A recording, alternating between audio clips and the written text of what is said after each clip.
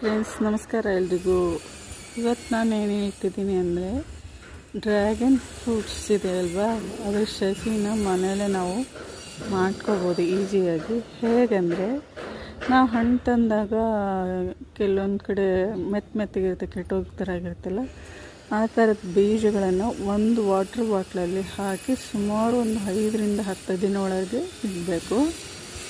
ಆನಂತರ ಅದೇ ನೀರನ್ನು ತೆಗೆದು ಒಂದು ಪಾಟಿಗೆ ಹಾಕಿದ್ಮೇಲೆ ಇಲ್ಲಿ ನೋಡಿ ಈ ಥರ ಸಸಿ ಬರುತ್ತೆ.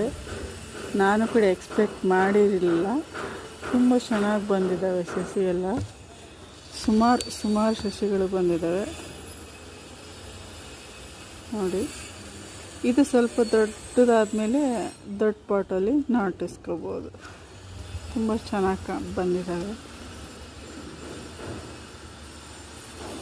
ಅದನ್ನು ನಾನು